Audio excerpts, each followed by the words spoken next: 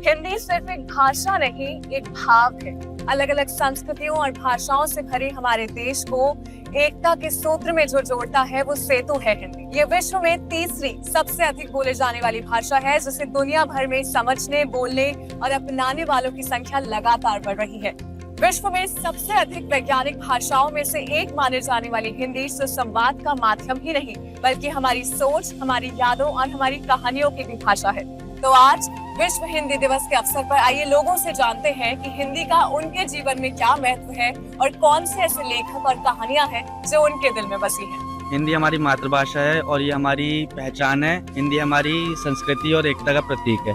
तो हम लोग बचपन में स्कूल में पढ़ा हुआ है, हिंदी पढ़ा हुआ है, स्कूल में लिखने पढ़ना सब उधर से सीखा है। और बात करने का तरीका यहाँ हम लोग 20-25 साल से यहाँ हो, नॉर्थ इंडिया में हो, तो पब्लिक के साथ हम लोग बात करते पड़ते ऑटोमेटिकली सीख जाएगा। हिंदी मेरे लिए सिर्फ एक भाषा नहीं बल्कि एक एहसास का नाम। ऐसा एहसास जिसमें अपनी मिट्टी की खुशबू महसूस होती है या अपनी मिट्टी से एक जुड़ाव महसूस होता।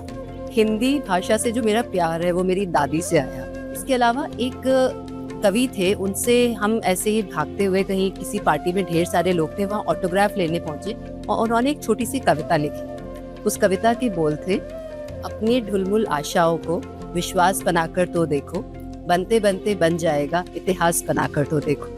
तो ये जो छोटे छोटे शब्द हैं जिनसे इतनी बड़ी बातें इतने हल्के शब्दों में कही जाती हैं, वो जो हिंदी का प्यार है, वो जो हिंदी हमें जो पावर देती है, जो शक्ति देती है, वो मुझे आज तक बहुत लुभाती है। और हिंदी का काम, हिंदी में बोलना लिखना हम सबके लिए बहुत गर्व की बात है। मेरे को बुक्स वगैरह पढ़ना काफी पसंद है, बट मैं पहले ऐसे हिंदी लिटरेचर नहीं पढ़ती थी। Now I started reading Hindi. अब मुझे पता लग रहा है कि फाइनली हिंदी लिटरेचर क्या है और उसके अंदर कितना वास्ट है सब कुछ और कितना कुछ जानने को मिल सकता है। जब मैं हिंदी के डायलॉग्स बोलती हूँ जैसे स्टेज पर या वहाँ पर, तो उसे बोलने में और याद करने में बहुत इजी रहता है। मेरा एक प्ले था बूढ़ी काकी, उसमें एक डायलॉग है, संपूर्ण परिवार में यदि काकी से कोई प्रेम करता तो वो थी बुद्धिराव की छोटी बेटी लाली, यानी कि मैं। एक बहुत अच्छी बात, एक जो अरुणाचली अभिनेत्री है, काफी प्रतिष्ठित अभिनेत्री है और जो अरुणाचल की क्षेत्र से बाहर निकलकर भी जो हिंदी सिनेमा के लिए और टीवी के लिए भी काम